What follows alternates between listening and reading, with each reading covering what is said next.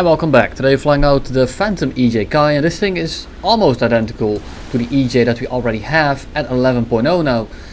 But this thing has a very strong radar. So the first 6 or so minutes I want to talk about some battle decompression and the plane very briefly. After that I will have some gameplay.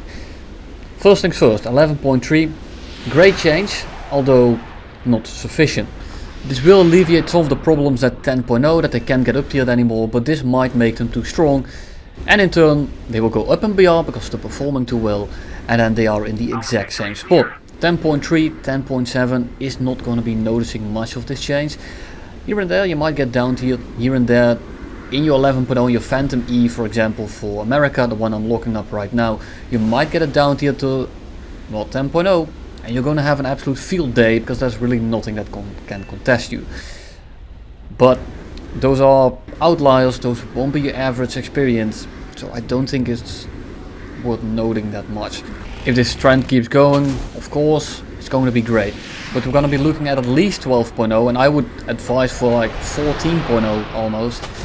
Because it's simply that it's too much stuff and this close of a BR. Right now we have planes like the LA200 at 7.7 and that thing goes over 1100 kilometers an hour.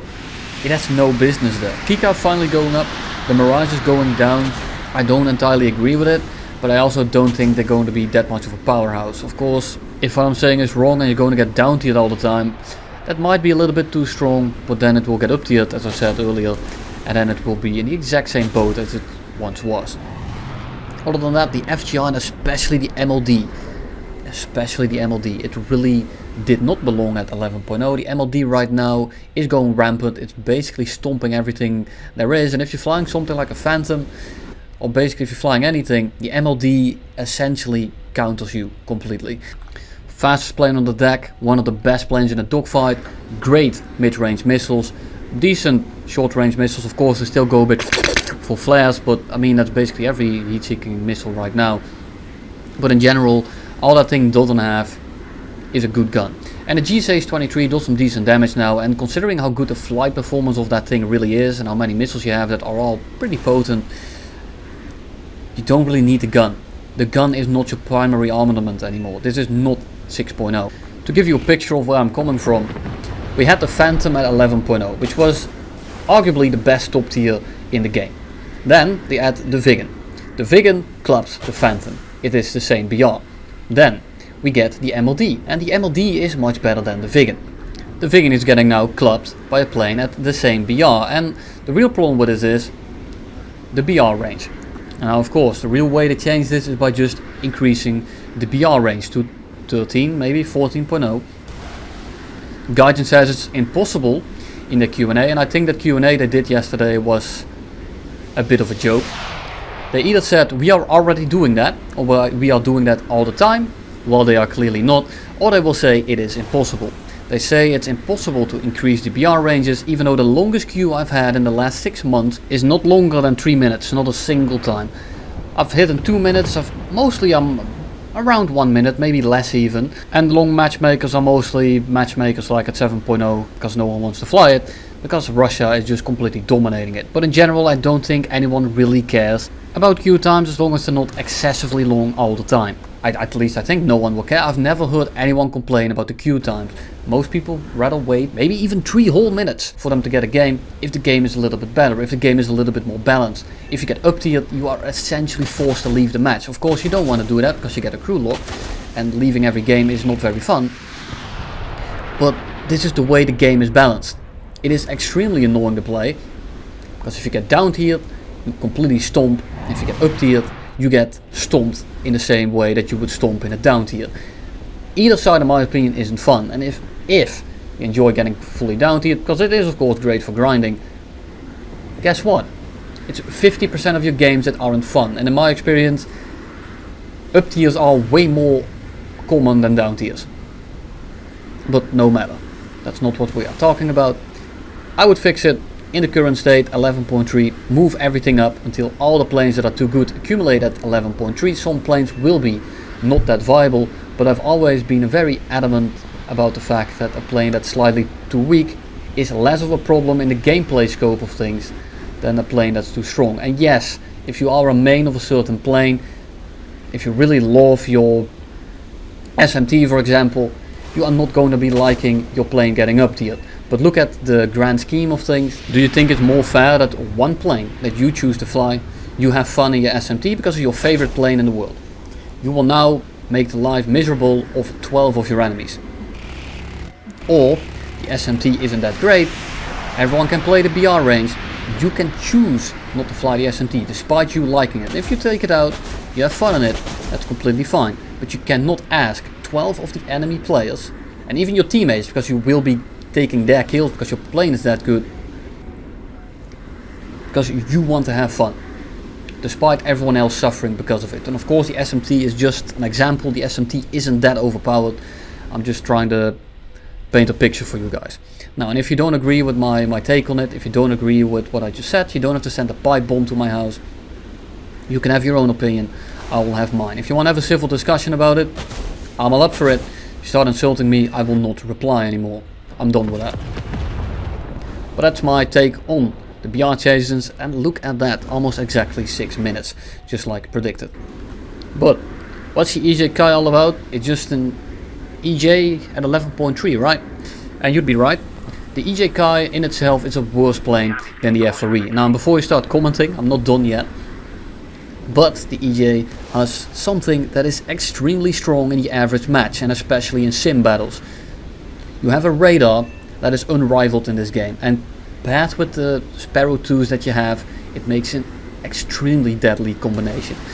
Now, when I said that the Phantom E is better in terms of flight performance, I'm not completely lying. This thing is basically as fast, but it turns a hell of a lot worse. I do prefer this camo, however. I like the red roundels, I like the grey skin, the bluish grey skin, but that's about it. In terms of having to fly the E Phantom, it feels much better, much more responsive. It feels much lighter because of that Agile Eagle set. The thing is, these missiles are straight up unfair. And you're looking at me sparring a lot of guys on the deck below me from weird angles. And this plane just doesn't care. If you have someone locked up and they aren't notching your radar, very likely that missile is going to find its target. Unless of course you have countermeasures, but a lot of guys run only flares, which means that if you see someone popping flares and your radar lock doesn't get broken, well, chances are you can just shove a Sparrow up the ass, which is, well, less than ideal for the enemy. Talking about the gameplay now, because it is pretty straightforward. You are a Phantom and you need to use your speed and your positioning. You are not an MLD, you cannot just throw your plane in the mix and hope to get out of it, because you are going to suffer the second you have to go defensive and you don't have speed. Maneuvering is basically not an option versus about anything, and something like an F-4E, if he's a much worse pilot than you and you start a dogfight, you are likely going to lose it. The Agile Eagle set makes it very, very strong versus you, and it basically counters you if he gets past the merge. Of course, in a head-on you can just shoot that Sparrow that way, and if they don't have countermeasures, if they don't snake the missile correctly, it will hit them. But I'm just trying to stay near the outskirts with my speed and come in and out and pick my targets off. I noticed an F5, he's pretty slow. I noticed that there's an MF going for him, so I'm going to switch targets here, because he's on his 6 and I can go for the F5C. But, oh, I know that guy, hello me so stupid. Very fitting name. He switched target. They ram each other in the head-on, and now I didn't kill the other guy because I thought the MF was on his 6. So I need to exit the area now and get my footing again. Looking around, F5, it's at C I think. Not that big of a deal. And there's an F-4E, but there's a lot of teammates around at this point. So I'm gonna be going for the MiG-21 here. He's gonna be the biggest problem in terms of in a dogfight. But there's also a chance that he won't be able to dodge this missile at all. And he turned in a little bit too late, because by the time my missile has been notched, it was already in his plane. So a little bit too late. F3 goes for me. I'm going underneath him, so he can't complete that loop on me. He needs to go horizontal after diving on me, and he's losing a lot of ground here. MF gets stolen, unfortunately. I was going to turn in here, but I noticed that the F3 does not break off, and my teammates are flying the other way now. One of my teammates dies. And now the FGR over there is contesting the F-4E, and I have to deal with an F-4E on my 6.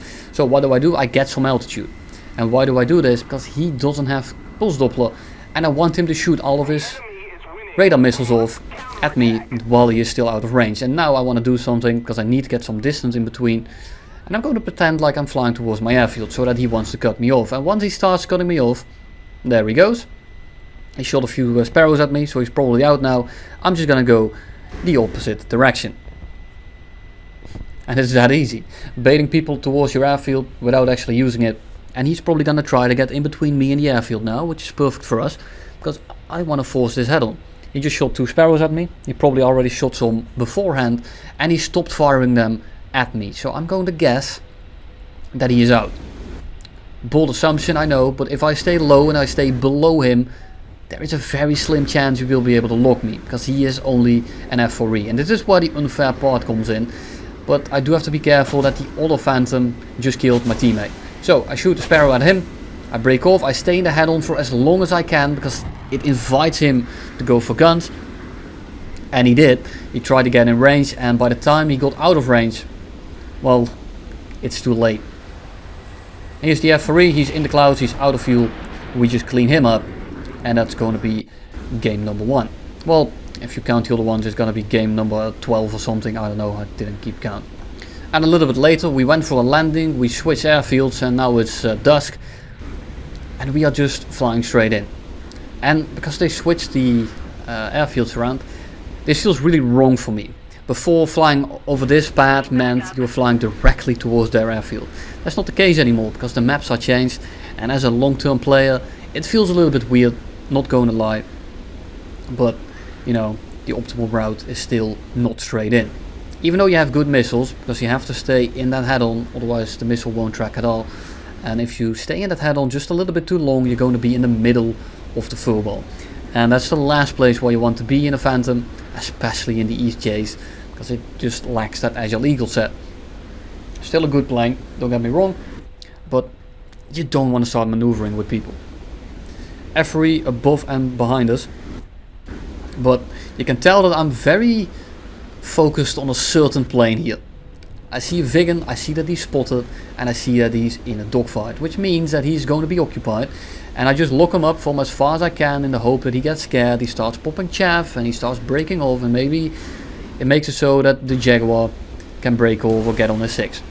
Wasn't the case. So we have the Vigan locked up here. He's very slow and I don't really worry about the missile breaking lock, and of course just before it hits, the missile loses lock. I miss my shot and now we get out of here. I don't want to stay here too long because it's going to cost me a lot of time as well as energy. So I just go towards the furball here as there are some guys flying low and straight towards me. So shoot Sparrow number 1 at the F-8E. He's notching it, although just a little bit too late. F5 coming in, not sure which one it is. A7 on A6, he is going to be missiling us probably, so I pre-flare. I don't want him to shoot it off at all. I'd rather make it so that he doesn't get to fire a missile altogether. That way, well, I don't have to dodge it as it's not in the air to begin with. And again, I'm just trying to stay on the outside of this little fight. Trying to stay vigilant, however, because you don't want to get jumped in this thing. And I'm not going that fast right now, but I want to re-engage as fast as I can. And the F5C is of course a bigger target than the A7E. Don't manage to get a good launch, so I don't even shoot to begin with. Hold the trigger down a little bit. I still have plenty of ammo, and it's a Vulcan. I'm not too worried. Pre-firing in case someone is locking me up. Vigan is trying to snake the missile. Unfortunately, he is too slow. And by the time he finally breaks the lock, or starts to break, the missile is already next to his plane and it blows him up. F5C crashed into the ground, or he's still burning. He's about to crash into the ground, but he lost tail control, and there he goes. I wanted to use a Sparrow here, but I noticed that the F-4E was coming in. I didn't really have time. Go ahead on, we shoot the missile on him. Crit, and he just flares just in the nick of time as we look away, and that's a miss. F-4E crashes into the ground, or he rips, or whatever he built out. We got a kill on him, and we can recommit now. Just an A7 left, as well as an F5C, and I'm not really too worried. I still have a Sparrow as well, and I have 3 other missiles. A7E goes into the ground, and now I can select a Sparrow, and he's not going to be dodging this. He goes up. I should have selected my normal radar here, but I figured he was not going to be dodging it anyway, because he's too busy trying to shoot my friendly down, and he doesn't. And that's basically all the top tier gameplay I will have for you until the next patch. I do have the SMT as well as the F-4C videos that I will publish relatively soon here, but other than that I want to show you some more things like meteors, sabers, and a hell of a lot more props. So look forward to that, because I know a lot of you guys are kind of sick of top tier, and that's me included. For everyone that cares, and considering you are this late into the video, you probably do. I'm not that sick anymore of COVID, but I am kind of sick of top tier. See you all in the next one.